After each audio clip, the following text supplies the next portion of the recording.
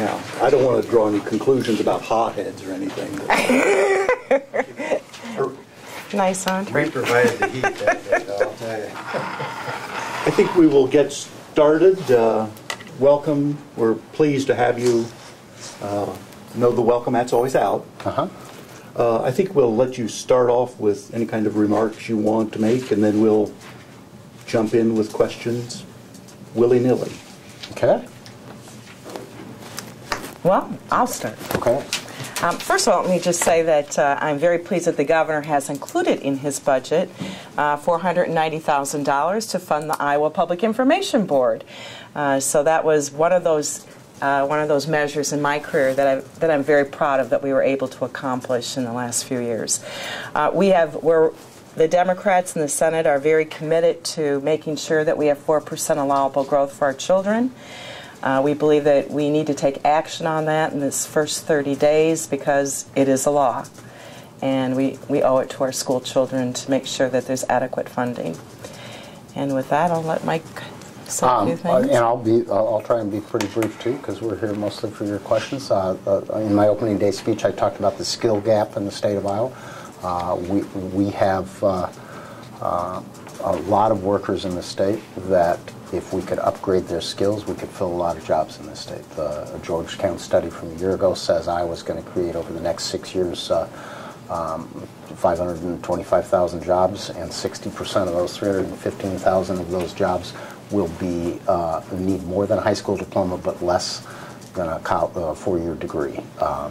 And so we think now's a great time with a full state treasury. We think we can make targeted tax cuts that'll help grow our economy, and we think we can also make targeted investments in training to bring the skill levels up in the state of Iowa. Iowa has, I don't know, maybe 250,000 workers that don't have a high school diploma or a GED. So this starts at the adult basic education level. It starts at making sure kids graduate, and then at the adult basic skills level, and then at the non-degree programs, things like commercial driver's licenses, and then at the degree programs, helping kids. I say kids, but it's helping young adults get the skills to climb up the wind turbine and repair or maintain that, and four-year degrees and postgraduate degrees, so that companies like Rockwell Collins get world-class electrical engineers. So we think there's a whole bunch of skills shortages in the state of Iowa that if we step up to the plate and make some key investments in those areas, we can put a lot of Iowans back to work, or we can get them to work in better jobs. I met a young man in Sioux City. He had a degree in interior design from the East Coast. He moved to Iowa, couldn't find a job. East Coast, moved to Iowa, couldn't find a job here. He was working a minimum wage job. And the day I was there, he'd gotten one of the KIBBE grants. Before the day I was there, he had gotten one of those KIBBE grants for non-degree programs. All of our assistance, our tuition assistance programs are designed to focus on degree programs. He had gotten a KIBBE grant to take a 1-month course in commercial driving, had gotten his license, and that morning I was there, he got a call and he'd been offered a job by a truck company for a job that would pay 2.5, 3 times what he was making at minimum wage. That's pretty neat to see those kinds of things. So that's what we think is probably the key issue of this session is the skill shortage. And it helps expand our middle class. On the House side, some signs that things might be a little rocky, although thus far it's not as gloomy as it was 2 years ago. You always, the culture and tradition of the House is the majority party puts forward their #1 priorities in its first few bills it files every 2 years. So in 2006, we were in the majority in the House, and our first bill in 2007 was House File 1, raising the minimum wage. And then we went right down from there, whether it was renewable energy and the tobacco tax and so on and so forth. We had opening day, which was pretty good. Committees met, organized, passed committee rules, and then they started filing their first bills. And so the first one is HDR 1, altering the Constitution on the issue of right to work, putting right to work in the Constitution, which has been our statute since 1947. HDR 2 is altering the Constitution for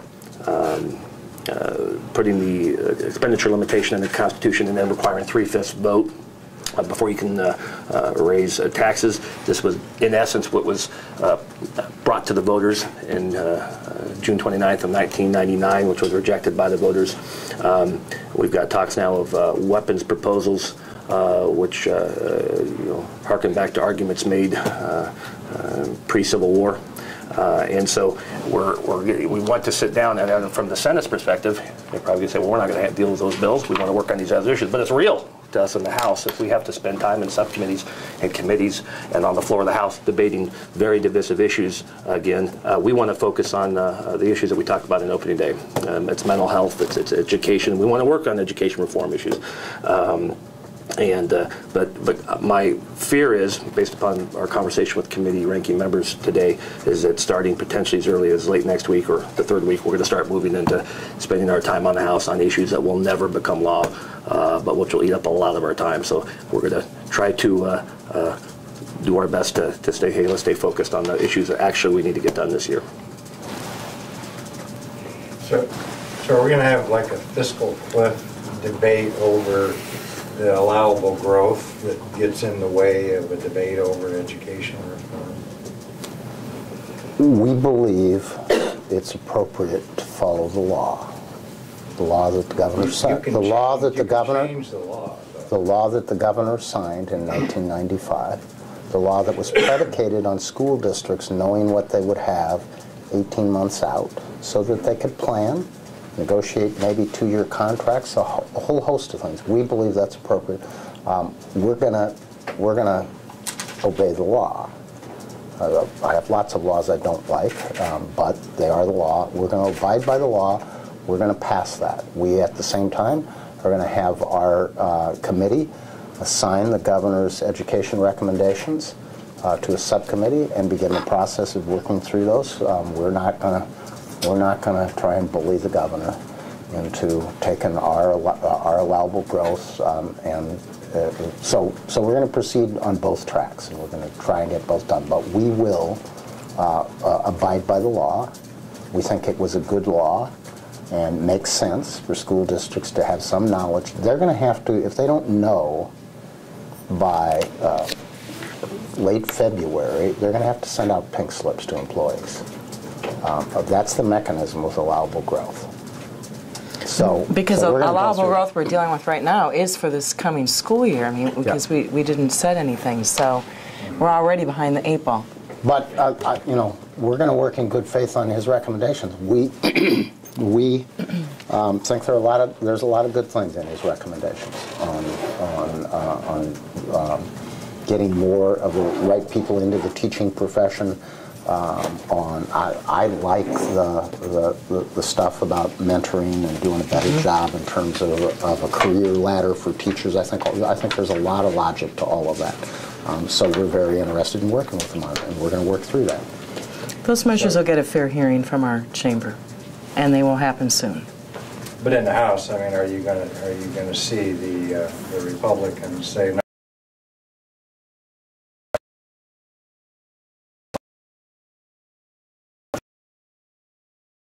Is that where this is going to be fought?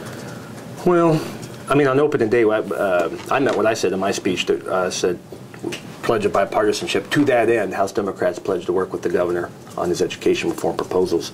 And when the governor announced his proposals, I thought the speech was decent, but there were built-in applause lines where no applause occurred, mainly because usually when Chuck Culver is giving his speech, and the Democrats start, and we were waiting for the Republicans to kick off with the applause, and some of those applause lines that never occurred. And it's my assessment that his reform proposals and spending that kind of money on education, that there's going to be a lot of no votes just on that basic principle in the Republican caucus. We want to be at the table. We want to work with him, and we want to supply votes if possible. Our caucus, so particularly those who would like to step across that aisle or table and close that deal, have taken a few steps back now because it's hard to negotiate in good faith when you feel that there's an ultimatum. And he has clearly tied, let's, in essence, violate the law and not settle allowable growth until I get my reform proposals passed. Well, we're not responding in kind, but it's going to be, members are going to be more loath to to want to just say, hey, let's get this done, let's get it done quick, when there's, I don't think, a reasonable negotiating point there. So we will encourage him to withdraw that ultimatum, and then we will continue to work with him in good faith. Just a question. Are Republican leaders actually in control of their caucuses? You know, Craig Paulson expressed some dismay at the comments made by the Democrats after the condition of the state speech, and he said he was upset with Pam for speaking at the CCI rally because he noted that Sue Dvorsky had criticized the CCI people after an incident involving Grassley. But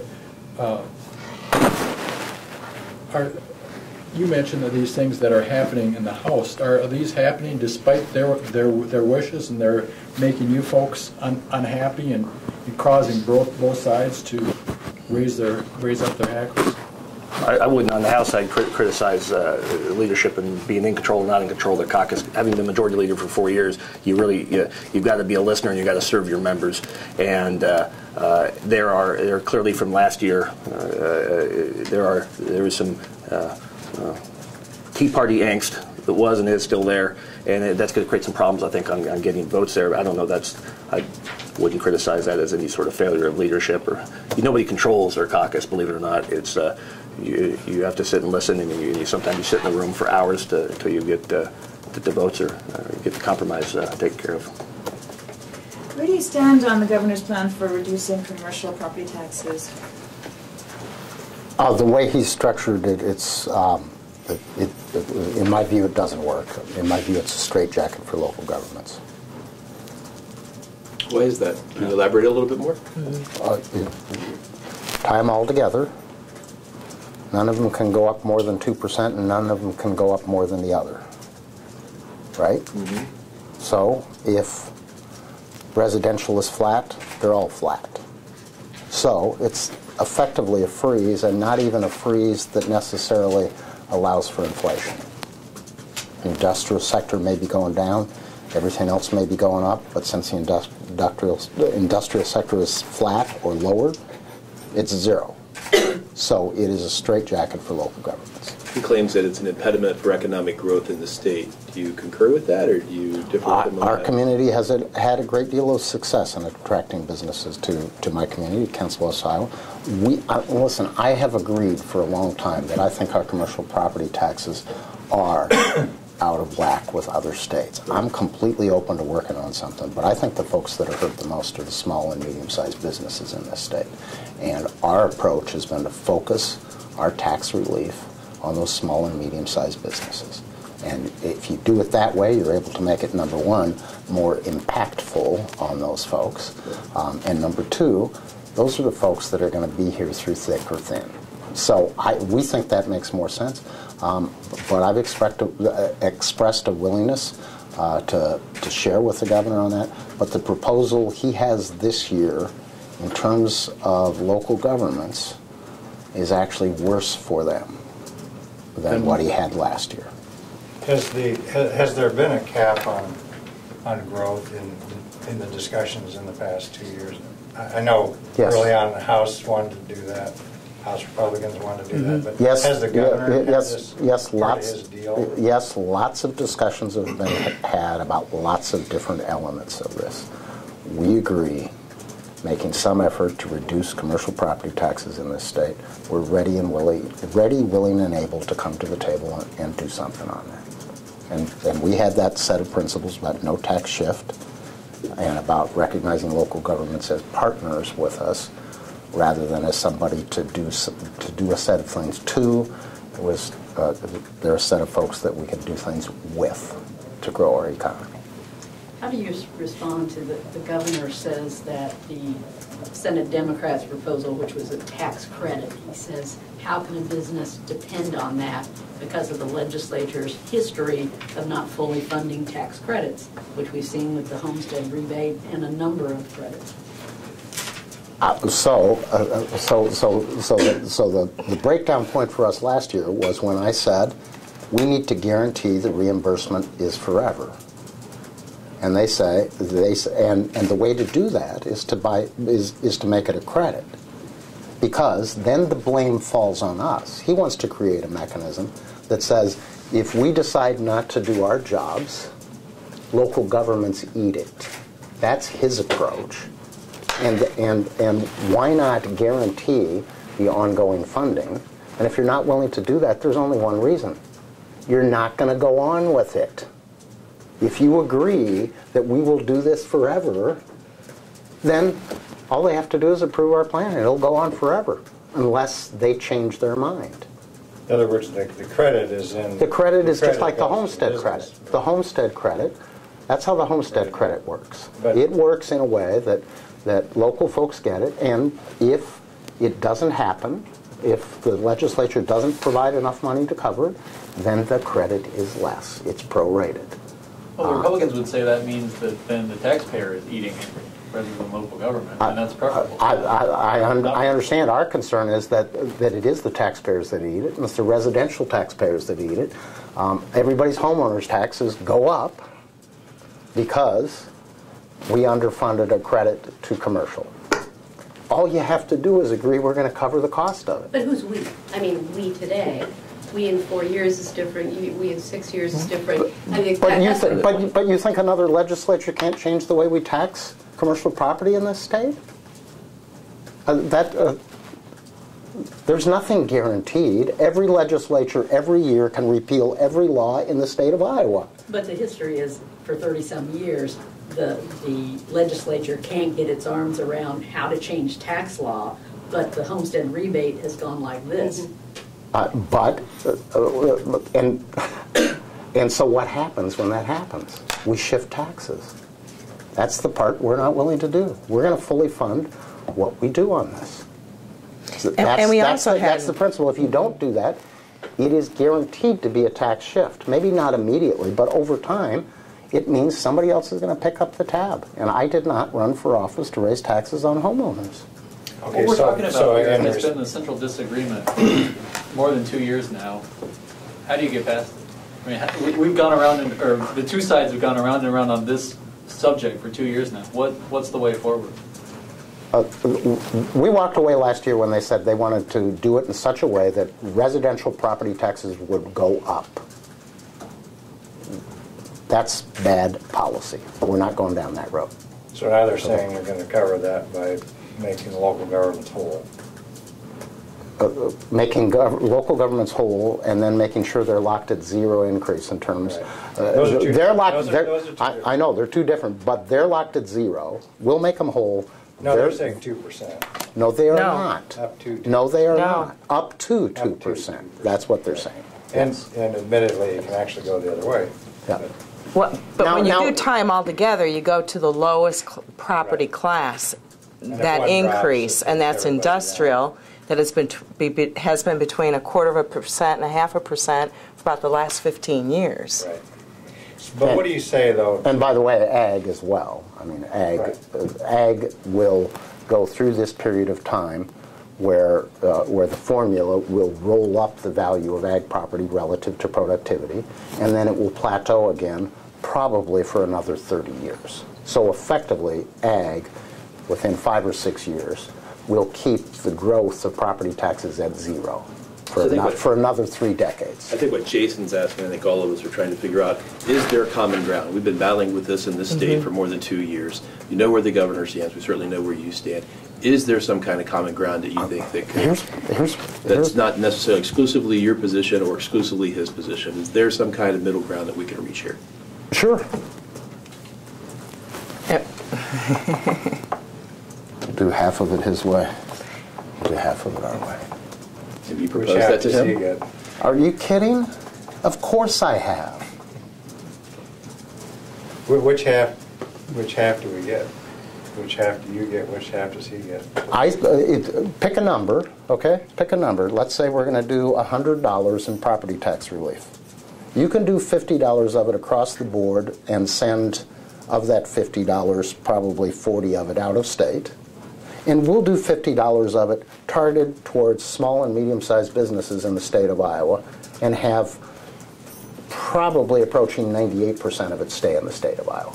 We think ours makes more sense for small and medium-sized businesses in the state. We also think at least I think, larger businesses have the opportunity to, if John Deere's going to add another section to its factory or add another line, they're going to walk into their city council, they're going to ask for TIF, they're going to ask for tax abatement, they're going to ask for some mechanism to be helpful with that, and they have the capacity to do that.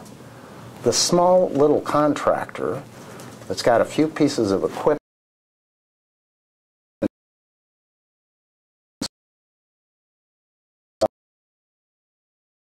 that guy can't walk in and city council and say, "Gee, if you give me tax abatement, I'll add 2 more people." He can, but he doesn't really have the capacity to do that. It's the small and medium-sized businesses that get the short end of the stick. That's what we're focused on. One more question on the rollback. What do you say to the concern that the way things are working now, there's going to be a lot of growth in the taxable value of residential real estate in this state for several more years? And whatever number you want to throw out, that is going to increase taxes on homeowners, which you say you don't want to do. So for 34 years, the formula worked to the disadvantage of local governments, and now we're going to have 2 or 3 years where the formula, or 4 or 5 years where the formula works to the advantage of local governments. Number one, I think that's the reality is most communities are not going to end up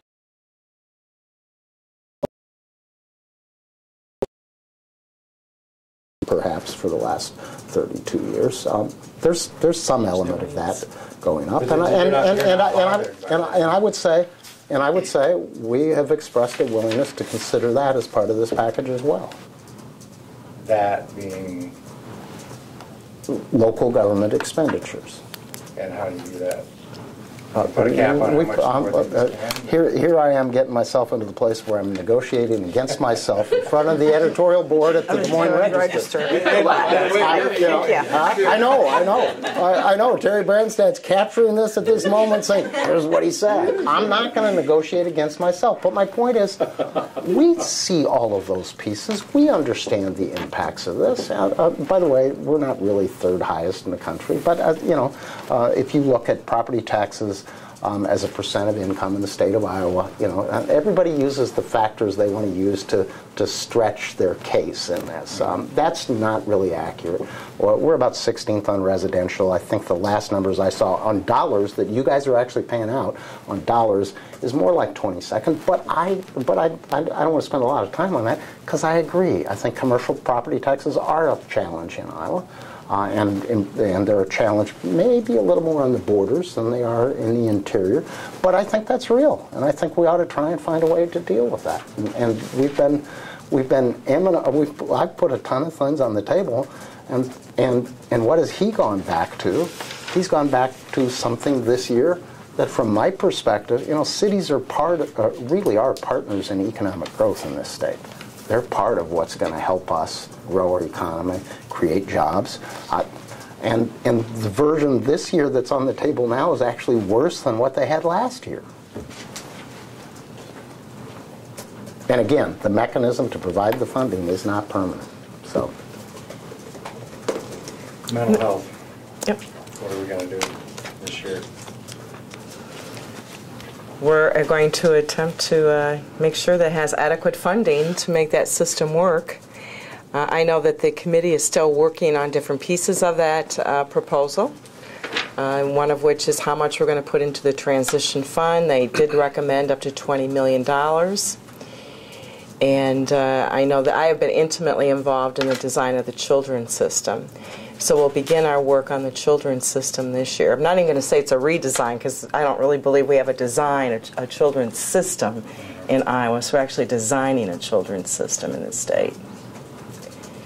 We're moving from a 99 county delivery system with different levels of service in each of those counties, and certainly in some areas not particularly robust services. And so we're moving from that system to a more regional system that probably makes more sense in terms of the actual delivery of of these mental health services. It probably makes more sense to have a regional system. It's got some growing pains in it now. We put $40 million in it last year. We have to put significantly more dollars in it this year as well. But I think it's incredibly important that we do this, and I think that was pretty well demonstrated on the East Coast. I was on a conference call earlier today with some editors from around Gannett. We were just talking about what's all unfolding in Washington in the light of Sandy Hook and the like. And several of them talked about how the legislatures and the governors in their respective states are openly talking about revisiting mental health issues in their states. Obviously, it's the right thing. It's been a lingering issue in this state since I've been here. But can you elaborate a little bit, talk about what unfolded in Connecticut, what the president said yesterday, and how mental health issues have become part of this national gun control, gun safety debate? Is that any impetus? Do you feel added pressure to address this? Is that a factor at all for you? Let me say, we saw real challenges to our delivery system last year, before this happened. We started down this road because we recognized we had a somewhat fractured system, and lots of complicating factors. Gee, if it's a person that needs treatment, and can you get them to move from your county to another county? I mean, the kind of the battle over where people reside and where those services, very, very messy issues. I think what happened on the East Coast helps make it clearer to people why it's important to do this. But I do think, to the legislature's credit, we did not need a crisis to get us engaged in going down this road, in partnership, by the way, with Republicans and Democrats last year. Tough issues. It wasn't easy to come up with an extra $40 million last year to plug into this system. We recognize that there are real challenges there. So we're working through those. We're working through those with the local governments and the local delivery systems and the providers out there. We're trying to get this right. This probably magnifies our interest in making sure acute services are available. And perhaps subacute, so we catch people before they're in complete crisis. So there are some things that may get magnified in this discussion right now, but we've been on this for a while. We've recognized that this system is broke, and we need to do a better job with it. Some of us have been working on that system for even before then, including trying to make sure that we have more of a public-private partnership in terms of whether or not our health insurance policies, those of us who are fortunate to have health insurance, that there's more coverage in those as well to help cover those costs. And we did start down that path with children with autism of our state employees a few years ago. What about the gun control piece of this? New York State just passed a really strong gun control law aimed at getting things like assault weapons out of the hands of ordinary people. Why aren't you guys looking at that this year? Well, I think maybe Kevin wants to touch that one a little bit. I've said this a few times, but just a couple different things. Last year, the current position of the Republican caucus, every last one of them voted for it last year, was to alter the Constitution, not to put in so-called Second Amendment rights. It was 2 paragraphs which said there shall be no laws regarding transporting, carrying, permitting, registration, licensing, and no taxation for weapons and ammunition. The current starting place of the House Republican is no laws regarding weapons. And then it was after that debate, it was Stand Your Ground, the so-called Stand Your Ground bill, different than what a couple of the other states that have it have. It allows, it would prohibit police officers for arresting or detaining for using deadly force at fear of loss of property. An example was used by the floor manager. If someone was taking a Walmart bag out of your cart, you could shoot them. But at any rate, that's where they're at right now. Okay, so now some of their key people are talking about getting rid of gun-free zones around schools. I would submit, if you ask your average soccer mom in suburbia right now as a child in elementary school, that might be somewhat concerning to her. That's where they're at now. So the idea that I would praise the Senate Democrats because they don't generally engage in folly. They don't engage in lengthy debates and battles on issues that were likely to die in the House. But in the House side, we're the minority party, you have to have a center point to have a discussion moving forward. They're way over here, in my view, not in the mainstream on those issues, and so they'd have to come to a center point before we can have a conversation and move forward. But isn't that sort of where things stand in the U.S. Congress, which hasn't stopped the president from introducing legislation? Well, I'm sure we, if we haven't already, we'll have some members that will be introducing a variety of things, but that's the prospects on the House are dim. So basically you're saying what happened in New York won't happen in Iowa. That's your prediction? No. Oh, I'm sorry. Yeah. New York. Yeah. I've always believed that campaigns are about identifying differences and governing is about finding common ground. I don't sense much opportunity for common ground on that front. Okay, so we're going to pursue the place where we think there is common ground, a better mental health delivery system in this state. Interesting. So nothing related to guns itself? On gun regulation? Right. That would happen. If the House Republican position is repeal all laws regulating guns whatsoever and put it in the Constitution, where's the room for common ground there? Are you hearing calls for this from the general public level? Is it rising in Iowa? A call for that? On any given issue that's highlighted by a current event, sure, we get stuff on both sides. Mm-hmm. Yes, we do. Yeah. Just feels like it might be more elevated in other areas than it is in Iowa right now. I don't know, it's just a sense of... I have not gotten a tremendous number of emails or phone calls asking me to do either. So the last major change in gun legislation was about discretion for sheriffs.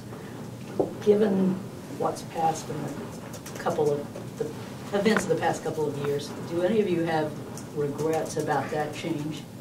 I can address that, Mike. I know a sheriff fairly close to me. Yes. Well, there was a Supreme Court case which everyone that was looking at it knew was going to go in the direction to strike down what they called hodgepodge laws. That some states, and Iowa had one of those, regarding concealed weapons permits. And so we had 99 separate set of laws, knowing that the Supreme Court of the United States was likely to strike down those structures, which they did. Immediately after we passed the bill, we looked at what a variety of counties were doing, one of those being Polk.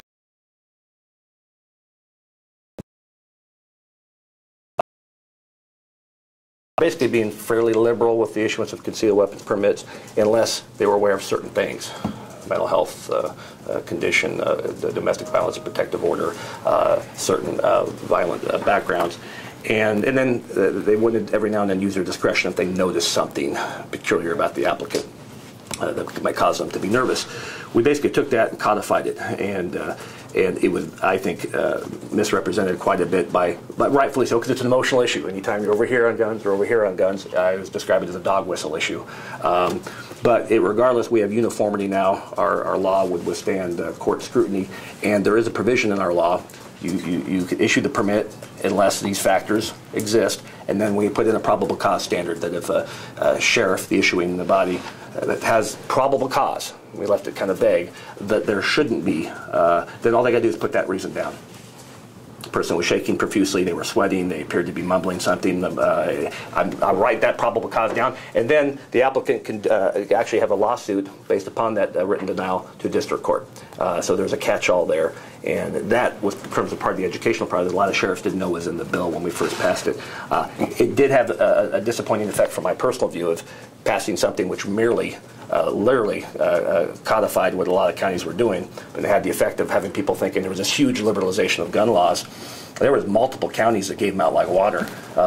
Before, now more restrictive with this uniform so-called shallow shoe bill. But seeing people in long lines getting these things as if some major loosening of the law, it didn't. That wasn't the case. But we have a uniform system that withstands court scrutiny, and so in that specific CCW provision, it's not something I regret. I did not support the bill. That's one of 4 that did not. The bill also required some level of training. Correct. You had to take a lesson, and not every. that as wasn't you pointed out, that was not the law either before. Probably so. half the counties had no requirements and would approve. I don't know how many. A significant number of counties had no requirements and would issue a permit to anybody that walked through the door. So, What didn't you support? in some respects, in parts of the state, it was more restrictive than current law. My county issued very few permits to carry in Dubuque. There were a couple of reasons, but one of the issues is what Mike just raised, and that was the training component. I mean, you can do a 2-hour over-the-line virtual training and satisfy the requirements, and I think their training requirements need to be far more intense or extensive if we're going to start putting handguns in people and letting them carry them on their person. I also believe that the sheriff should still have discretion. And I think we took that away. How big a factor in the resistance to gun control laws in the legislature do you think is our contributions from the NRA and gun groups to political campaigns and campaigns? Essentially zero. Really? Yeah, I don't think the level of their participation in campaigns is very big in the state of Iowa. I think it's more about the grassroots than about the dollars. There's a significant group of people, and I think this is true of most entities. It's not about how much money they move around. It's about who's on their mailing list, who gets their newsletters from them, and what kind of communications do they get from those folks. Mobilization of voters. Yeah, it's what really impacts the voters. I really don't think it's significantly about the money. I mean, go look. I don't think there was that much money that came from the NRA compared to lots of other entities that play at much bigger levels. Although I'd also say it's getting harder and harder to figure out where political money is coming from. We know where campaign money comes from because that has to be disclosed. But there's a whole bunch of money going into entities that don't have to disclose. Super PACs. Yeah, super PACs. And by the way, that is why 501c4s or C. That is why I actually spoke at CCI. I was on Citizens United. By the way, CCI was started. That was your concern because the Citizen United. You wanted to speak against the Citizens United. I did. Okay. Right. Full disclosure. Right. Okay. That was my presence there. But I want you to know, CCI was actually created by 3 priests in Dubuque: Father Kutch, Father Gene Kutch, Father Tom Romberg, and Father Norm White. So you've been a long-time supporter? Sure, since the 1980s. Okay, so the state's sitting on a pile of money, and some people want to give it back. Some people, the governor wants to use it to pay for his education program, reimburse cities and counties for the loss of property tax cuts. What's your strategy for the... Well, if it's back to my strategy, it's kind of like I'm probably not going to share my strategy with you. Key investments. Call it whatever you want. But budgets are about priorities. Key investments in tax relief for Iowans that will help grow our economy, and that's we think some of that's in commercial property tax. We also think some of it's with the working poor and the income tax credit, get some money into the pockets of working people that will be spent in the economy in the state of Iowa. So key investments in some areas of tax that will help grow the economy, and key investments in some areas, in particular in the area of training and education, to better match the workers we have in the state of Iowa with the jobs that are available. I actually think there's common ground on that. Both sides agree with that.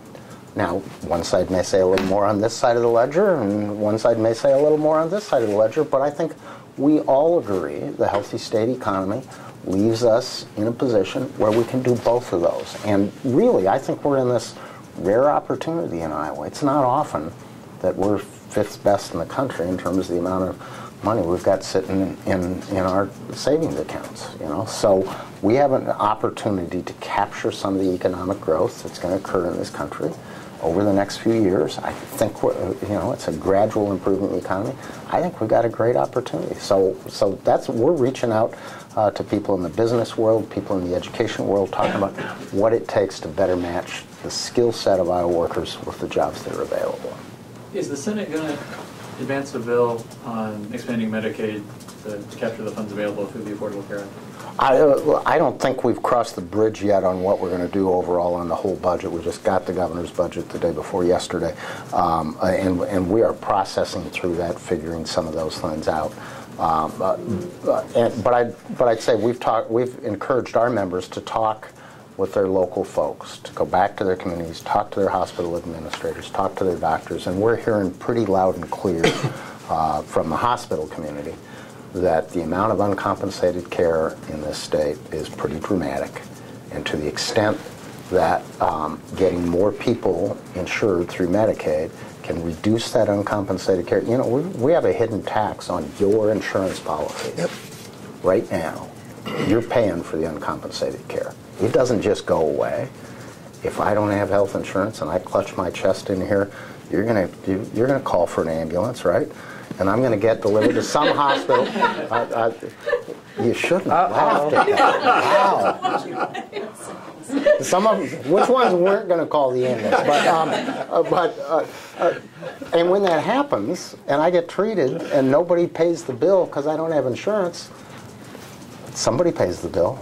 It's all of you. It's me and everybody else in Iowa that has insurance. So getting a significant chunk of the Iowa population coverage under Medicaid, and by the way, it's probably the right thing to do for them too. I mean, they're not in a position where they can find affordable insurance, so finding a way to cover those folks is also the right thing to do. But it's also the thing to do that will help reduce the overall increase in premium increases across the state of Iowa.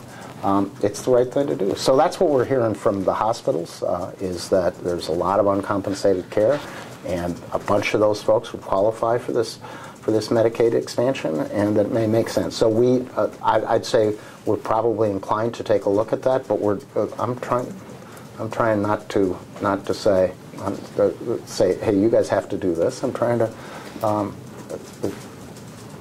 to work with the executive branch, work with the House Republicans on this to help that. And I think you're seeing that happening. Governor Jan Brewer in Arizona has reversed course and said she's going to go along with it. Other Republican governors are starting to talk about doing that. Did you hear but I think Governor Branstad's remarks in this room 2 days ago on the issue? Anyone? What? I'm sorry. What did you? On the Medicaid expansion. And what were Governor Branstad essentially said it was all but Shellgate and would not.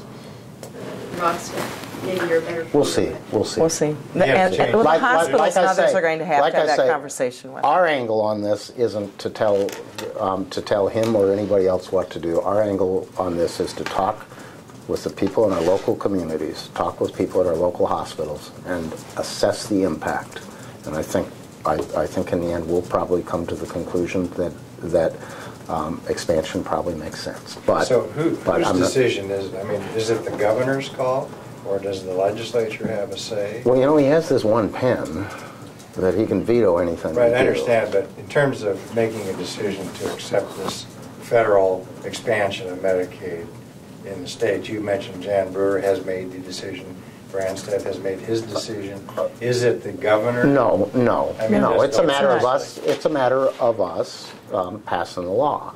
The legislature. So, I mean, what he's saying is his opinion. Now, if the legislature decides otherwise, then he can veto that bill. That's what you're saying. That's how he controls it. Yeah. Right. Okay. What about unless the House won't pass it either, right. and then it never gets to his desk. So. Can I make one comment that I think is important to just. It's somewhat of a sidebar, but I think it is very relevant what our role is in the minority party on the House side. And one of those roles, regardless who's in the minority, is kind of being a watchdog on the budget and having sustainable budgets related to these conversations. And we've talked about it a couple times in our caucuses already. I used to argue with Jason Clayworth every year around December time, because the December Revenue Estimating Conference would come out, and he would look at the built-ins. What are the built-in obligations this coming year? And he'd say, you know, gaping hole in state budget awaits. And I'd say, well, it's $500 million, but we'll not withstand these, and we'll balance the budget at the end of the year. Well, at any rate, we have about a $380-some-odd $1 million built-in obligation right now, which for our 4 years in the majority was referred to as a budget gap or as a budget hole. Because of our surplus that we have right now, everyone's ignoring that. And in terms of these property tax relief proposal, the things moving forward, we want to make sure it's sustainable. We do feel there's a role, the primary role for government is to educate, medicate, incarcerate, and 10% is everything else, parks and everything. And so when you have a proposal, let's look at where we're at right now, just briefly for a second, because we got a lot of heat, because we went from $5 billion general fund, and we were at $6 billion when we lost the majority in 2010. The governor's proposal that you just submitted for his budget 2 days ago is just under $6.5 billion. His proposal already, okay? And so when you look at these proposals, if we have a commercial property tax relief, very large backfill requirement on the general fund, and then he says we need to change the way allowable growth works by getting rid of the local property tax component, and the state will pick up the tab. We're going to have more money for mental health. Well, I'm thinking to myself, 2 years from now, what stories will you be writing then in December? We're going to come in with a built-in, $7.5 billion. And then we're going to be cutting education and healthcare and these other services because we've got all these built-ins we've ramped up. We're going to have to raise the sales tax or the income tax to pay for them. And that's what we don't want to have happen. So I just wanted to throw that out because we can't have an ever-growing general fund escalate that fast. So. What's that? I say we'll hope that the state auditor points it out. Point this out to us again as he has in the past. So, at any rate, but if he doesn't, I'm sure you will probe him. Having a sustainable budget moving forward to allow us to maintain these commitments that are the requirements of government, if we don't set up a train that's going to go off the track, is very, very real. Just branched a couple ideals there with allowable growth flipping and with the commercial property tax. I don't know what it is, but just in a few years, we're talking $600 or $700 million built-in addition without educating a single additional kid or covering a single additional person on mental health. That's a dangerous place to be with our general fund budget. Okay, so on that point, isn't there a legitimate concern about the growth of Medicaid already? And then if you add 150,000 more people to it, that ultimately the state of Iowa is going to have to pay a portion of that. I mean, it's not an irresponsible thing to worry about. Of course it isn't. I think we have to continue to do our best to be fiscally prudent and careful about those things. But for the scores of thousands of people that would qualify, it's not some little esoteric matter of fiscal prudence. It's a disaster in their lives.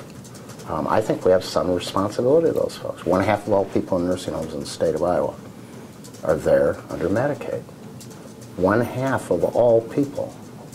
How many of you have long-term care insurance? We've advised people not to buy it. So, all of you will eventually become freeloaders if you get to the point where you can't exhausted all of your assets. Exhausted your assets. I mean, I think society has some responsibility to deal with this issue. I think that's why healthcare reform has been so important for so many years in this country. The greater share of the population we can get into the boat that's covered by some, and we've chosen a marketplace-based system of getting more people into this. Because that's people hope that helps control costs better and those kinds of things. But we've got to do this. We're the only industrialized country in the world that doesn't have some mechanism to basically guarantee people basic access to basic health care. I actually think it's going to be less costly in the long term if we do this than if we fail to do it. Because we're still going to have that uncompensated care. The rest of us are still going to be paying higher costs in our insurance premiums, and we will still have a very large group of people who are going to be very ill and relying on an emergency room rather than preventive care, which in the long term is much less costly as well. So overall, I think it's a cost savings to us all. And the great benefit is we have a whole lot more people that are a lot healthier. Now, I can tell you from my experience as a mom of a child with a disability, when she turned 18 years old, she became eligible for Medicaid. It's her second insurance. She's also on her dad's insurance policy, so it pays first, Medicaid pays second. Before that happened, though, when Sarah was about 16 years old, she started having seizures, and she was covered under a private plan. And Sarah functions like a toddler. So they wanted to get an EEG reading of her brain and try and put all those little electrodes on a 2-year-old's head and make them sit still and get a reading. It's not going to happen. So we had to bring in an anesthetist to sedate her enough to get the electrodes on to get the reading. Well, because it was out of the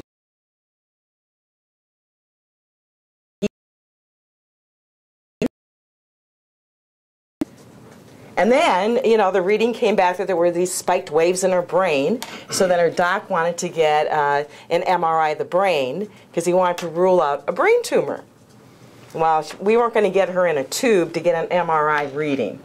So we finally sedated her and got a CAT scan, and it found that there was no tumor. It was a seizure disorder on the right side of the brain. But I'll tell you, for those 20 minutes to sedate her enough to get the electrodes and get the reading and then to go into the CAT scan, I got a $1,500 bill back 20 years ago for an anesthetist that I finally ended up just calling them and figuring out how to make a payment plan to pay it because their private insurance failed to pay it because it was out of the usual and customary. Now, if she had had Medicaid at that time, they would have helped me pick up what the private insurance wouldn't pay. Now, I was a single mom working at, you know, a job that was paying $6 an hour. It was really hard. I did it. It took me a lot of years to do it, but there's a lot of families that don't even have the resources I had. So I can tell you that for a lot of families, it's really important. It's a difference between them losing their home or whatever it might be to just provide the basic care that their kids need. On a somewhat related note, Pam, I wonder if, given the number of women in the legislature this year, you see a women's caucus emerging? Well, that would be a good idea. I know that at one time there was one, and the women got together every year and would try to come to an agreement on 1 or 2 issues. We have not started that up yet. We've been a little busy trying to just get acclimated to new positions, but certainly that's something we'll look forward to, and if nothing else, we'll start with just more of a socializing, because I think that's one thing that's been lacking. The more we get to know each other on a personal basis, I think the better we get along, and the more apt we are to find resolution to problems than to only know each other from the debates we have in our chambers and this stuff, you know, the partisan gamemanship that happens too frequently. Senator Gronsfeld, you talked earlier about investing in the economy. The governor, one of his proposals is to raise the current cap on tax credits from $120 million to, I believe, $185, I think. Do you think that's a wise investment of economic development dollars? I think we'll have to go through an evaluation to see whether that's wise or not. I'm certainly open to that possibility. I think the state, even though we at times may not like it, needs to be engaged in what 49 other states are engaged in, and that is looking at opportunities to make the difference with some tools in the economic development tool chest, and making that difference in places in the state to land a deal. There's certainly some level of, gee, why do we have to do these kinds of incentive mechanisms? You know, if we could get unilateral, for us to unilaterally disarm in that equation, I think is probably a mistake. But if we could get other states to go along with it. But I also think we've got to go through an evaluation. Our committee will look at those tax credits, ask some very serious, very tough questions. Are they doing what they need to do? Are we making good deals? Or is the state maybe making deals that aren't that good for the state? So I think we're going to go through a thoughtful process. One of the challenges of tax credits is once you establish them, there's kind of no oversight. They just kind of go on and on and on because they're automatic every year. We just had this conversation on the topic. Tax credit. So we change them. Yeah. Well, and we try and figure out a way to change them that they do a better job of what their original intent was. And so we'll go through that effort. I suspect we'll be willing to go along with at least some expansion, some raising of that cap. At the same time, we may look at a few things to make sure we're cutting good, smart deals for our constituents as we do this. So we worked with the governor last year, providing resources to the Department of Economic Development to be able to make some of these deals in other programs beyond just the tax credit programs. We'll work with, and we worked with them to change the system. We didn't say, new Republican governor, our job is to make him fail. We said on the new Economic Development Authority, we're going to insist on accountability and transparency. And then after that, we'll work with you. If you'll agree to those two things, we'll pass it. We agreed to those two things, and we passed it. And we did that, Bill. I was actually involved in that legislation 3 years ago, and we put the caps on. And the reason was, one, just to get our arms around the cost, because it has to go on our ledger sheet. We have to set money aside from the budget to pay those credits. And quite frankly, they were getting out of hand, where we wouldn't know from year to year how many dollars in credits had been awarded. So this was one way for us to be more fiscally responsible, to put an actual dollar amount to help us budget, and also to put a mechanism in where we would review those credits on some kind of a schedule, so that every year we would take like 2 different credits, and during the interim we would have a committee that would just really delve into those credits to see if we were getting what they were intended to do. The Secretary of State, I understand, has already filed a bill that would require photo ID at the polling place. Is that going anywhere this year?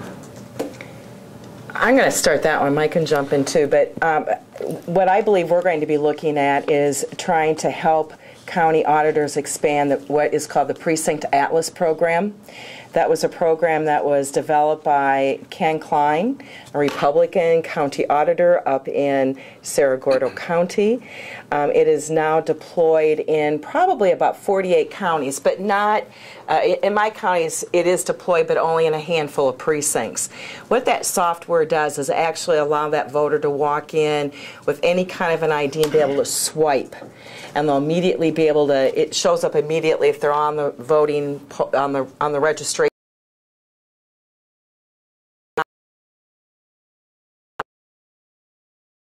Our goal is to make sure that no one is denied a ballot that has a legal right to that ballot. And we think this is a much cleaner way to do it, much simpler way to do it, and we're going to be looking at trying to help counties deploy that Precinct Atlas program and equipment throughout the state. So if you don't have a driver's license or another valid they'll get a ballot. photo ID, what could you use? Well, they'd go. But here's what happens with the system. They walk in, say, "Would you do your driver's license? Would you like to do your driver's license?" No, I don't have an ID. What's your name? Mike Grunstall. And then they can ask me, because they have the data in front of them, where do you live? 220 Bennett Avenue.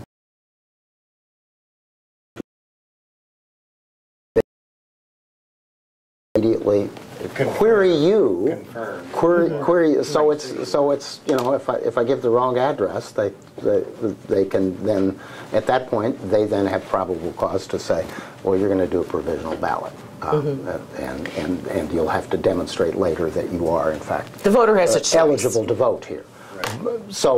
So that's the beauty of the Precinct Atlas. Just because a senior citizen who's had their driver's license taken away and has forgotten to get a photo ID, and their family brings them into the polling place and they walk in and I don't have an ID,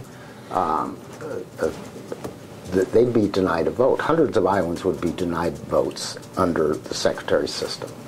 This Precinct Atlas actually works, and it's actually more secure because I can walk in with my brother's ID.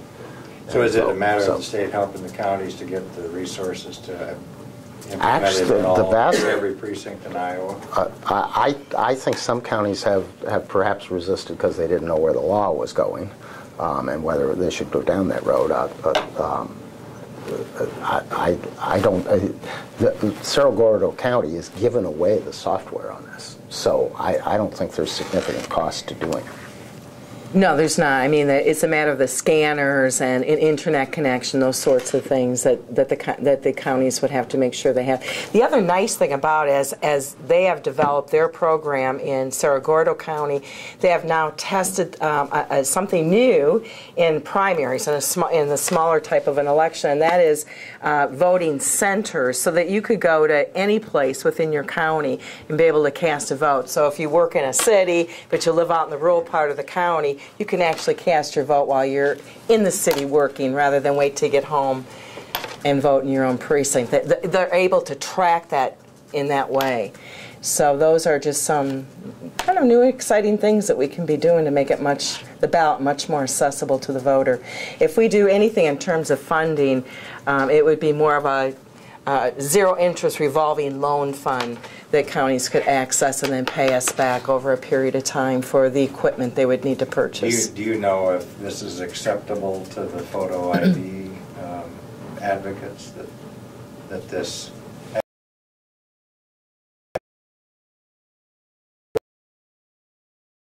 And county auditors in the state of Iowa, not one of them endorsed the secretary's photo ID plan. Not one.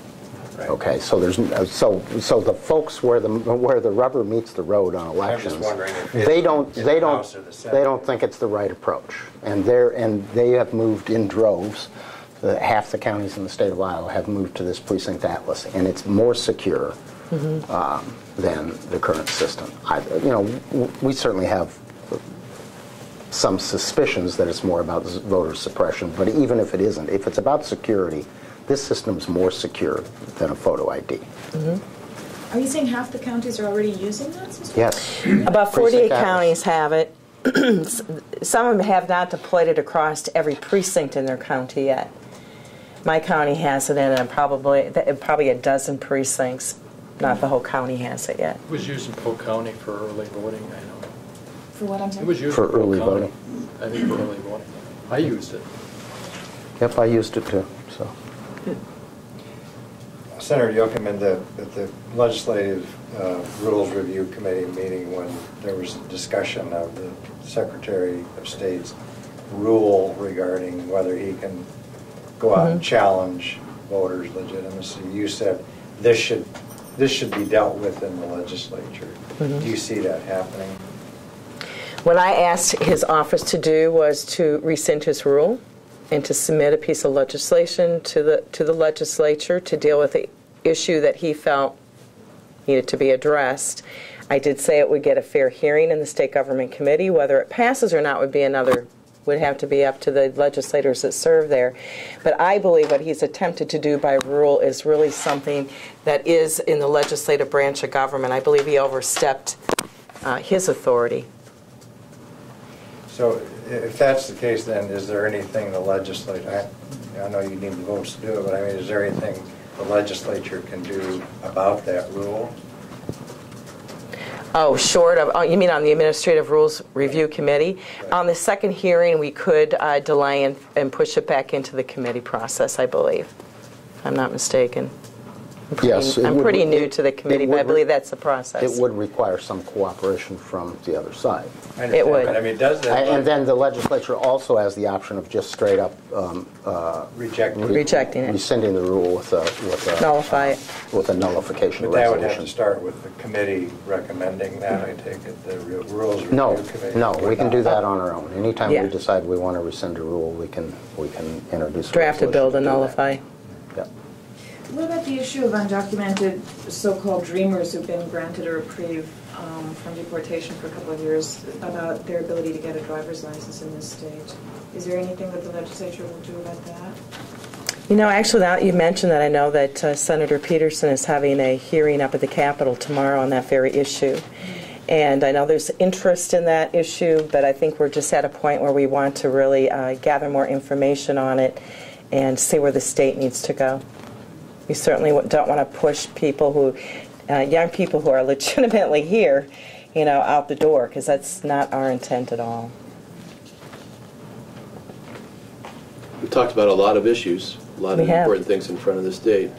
It's January. How are you all going to feel come April or May? about the progress that you've Other made? than tired? Besides being tired, yes, Senator. I'm going to feel good because we're going to fight to do the things that we think will grow Iowa's economy, take care of our citizens. I'm going to feel good in April or May. Are you going to feel good? I'll also think so, feel too. tired. Are you going to feel good about the fight, or are you going to feel good about the results? One or the other. My guess is it'll be mixed. I'm going to feel good about some things that we were able to accomplish, and I'm going to be disappointed that there were others we weren't. That's kind of really no different than any session in the last 30 years. So you feel good about some things you get done, and you feel disappointed that you couldn't get some other things done. So give us a prediction. What's going to be the thing you're going to feel the best about, besides fighting and besides Filling the everything? skills gap for Iowa, I think Iowa we will be employees. successful in that. That's what Those I'm- gaps of companies trying to match their needs with Iowa workers. I think we'll make some significant gains in the mental health system. Okay. Good. I'll feel good if they feel good. We're all feeling good. I guess let's see what happens come April, May or so, huh? Yep. We'll have you back then. Okay. Guys, any more Oh, questions? please don't say that, please. Trying to be optimistic. I do remember that 2 years ago. Anything else you June want to 30th. add, Senators, Representative? Any final thoughts here? No, thanks. Good. Appreciate you coming in. Thanks for your Yep. time. Happy to do it. Happy